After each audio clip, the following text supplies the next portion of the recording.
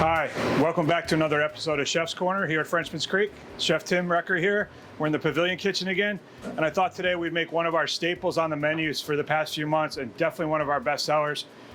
Before I moved to Florida, I spent about 20 years in the Washington, D.C. Chesapeake area. Crab cakes are kind of a religion up there, and there's a very specific way you do it, and things you have to have and things you would never put in. So you see different variations around the country, but this is going to be a true Chesapeake Bay style crab cake.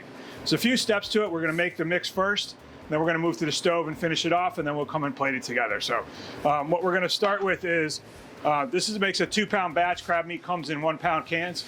So this is some jumbo lump crab meat, so super big, really delicate. And then we're going to add 1 pound of that, and then we're going to do an equal parts of back fin lump crab meat. So I was good friends with the corporate chef for Phillips Seafood up in Baltimore, and they did a study, and they found the best way to get the most crab meat into your crab cake is by having that mixed. The big lumps are great, but the little ones fill in the blanks in there, so you got a lot less filler.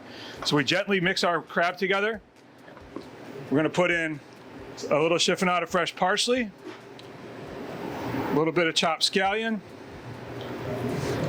and we're going to set this aside while we mix up our dressing, or the mix that goes into this.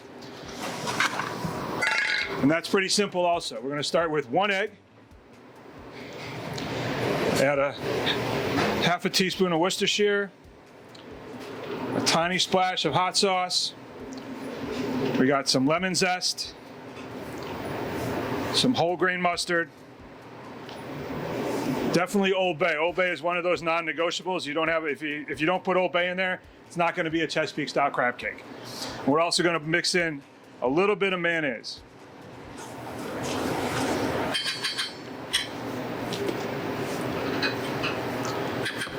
So this is going to make our dressing for the crab cake.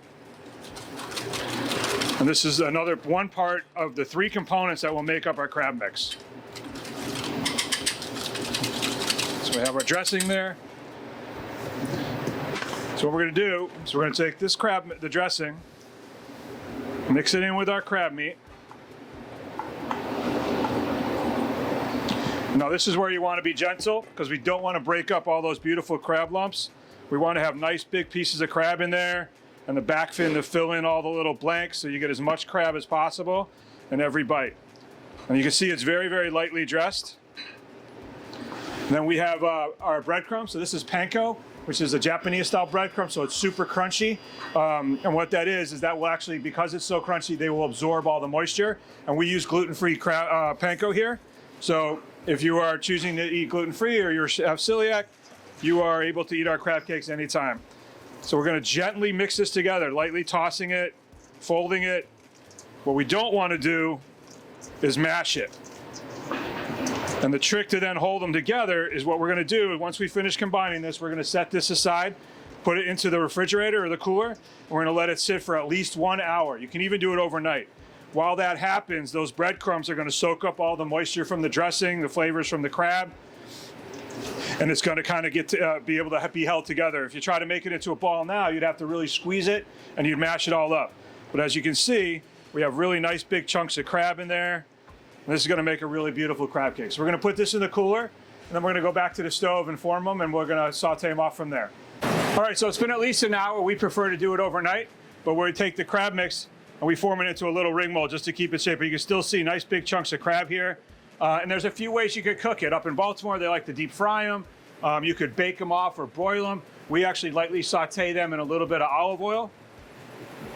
And then we'll just pop them in the oven to get them hot. So we're going to heat up a non-stick pan here. Not super hot, with a little bit of olive oil, get that hot. And we're also going to start one of our components that goes with this. So we make a succotash with fresh sweet corn, soybeans, a little red pepper, a little red onion, garlic, and then some fingerling potatoes. So that becomes your like your side dish for that. So we want this to be a little hot, but not crazy. So we're going to pop these in here. You can hear a tiny sizzle, and that's perfect. We don't want it to be too hot. It'll burn. We don't want to ruin the delicate crab meat. And while that's searing off, we can start the succotash. So we're going to have a little bit of minced garlic, a little bit of flavor there. We're going to add a tiny bit of butter. The butter will brown. That'll give us some flavor.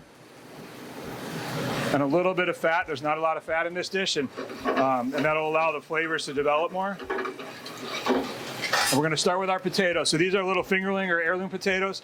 We've actually blanched them in water, salted water, so they're par cooked. Then we're going to start them here. We're going to get a little bit of browning on those before we move on to the next step. And again, you want to adjust your heat. You don't want to burn your garlic. Brown garlic, toasted garlic, very delicious. Brown butter, very delicious. Burnt butter and burnt garlic, not so good. So we want to avoid that for sure. So we're going to turn that down a little bit of medium. And our crab cakes are cooking. Now these aren't going to take long. Everything in there is fully cooked, except for the egg, and that won't set. That'll take pretty quick. That'll set pretty quickly. Potatoes starting to get a little bit of browning. The butter's a little toasted. The garlic's a little toasted. Then we're going to add our mixture of our succotash. So what that is, again, is some fresh sweet corn, soybeans or edamame, roasted red pepper, a little bit of sweet red onion. And we're going to saute that. I'm going to season that very, very lightly. A little bit of kosher salt and fresh pepper. We'll let that cook down while we check our crab cakes. So here we got a nice, beautiful golden brown. We'll sear the other side. Then we'll just pop them in the oven for about 10 minutes. All we want to do is get the center hot. Crab meat comes already cooked. It's ready to go. Okay, so that edamame, as this is all cooking together now, we're going to finish this with a little bit of fresh chopped parsley. Provide a little bit of fresh herb to it.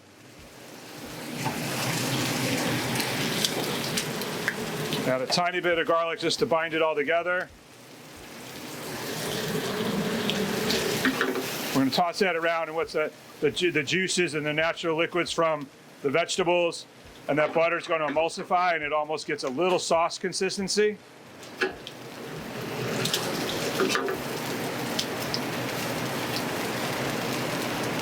So our side dish is done. Our crab cakes have seared on both sides. So we're going to take these. Okay. So we're going to go pop these in the oven. Give them about 10 minutes till the centers are nice and hot. Then we'll meet you back at the table and we'll plate up your dinner. All right, so now the crab cakes have come out of the oven. Everything's nice and hot and ready to go. We're all set to plate up. So we have our nice big plate. We heat that up so it's nice and hot. And the sauce we use for this is a mustard creme fraiche. So we have the grainy mustard, just like we have in the crab cake. So that'll kind of bridge those flavors together, and that's what provides a little more continuity to your dish, mixed with a little bit of creme fraiche. So we're going to take this, and we're just going to put this on the plate, kind of organically, not trying to be super pretty. Okay. Then we'll take our nice hot succotash. We're going to mound this up in the center, a little bit of natural height. And you can see it's still steaming, so it's nice and hot.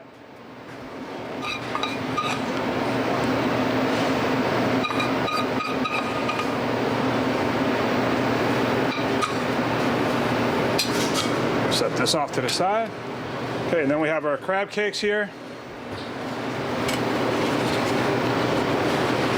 So, put these up here. This here.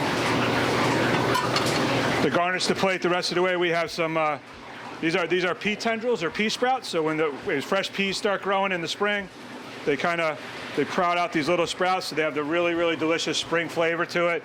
Kind of ties into your succotash, also makes it a little pretty. And then we're going to finish that. We have a little bit of herb oil. So this is extra virgin olive oil that's been infused with basil, parsley, chive, just provide a little more color. And again, a little bit of herbs. Kind of give you that fresh herb note to your dish. I'm just going to drop a couple of drops around the outside. Set that aside. Clean our plate. Okay. So here we have our Chesapeake Bay crab cakes, jumbo lump, on a fresh sweet corn succotash and mustard creme fraiche. We've been serving this now since summer. Every time I look to see if I need to change it, it's still one of our top sellers.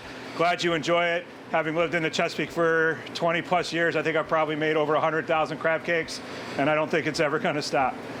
Thanks again. We love seeing you guys here in the pavilion, and we'll see you next time in another episode of The Chef's Corner.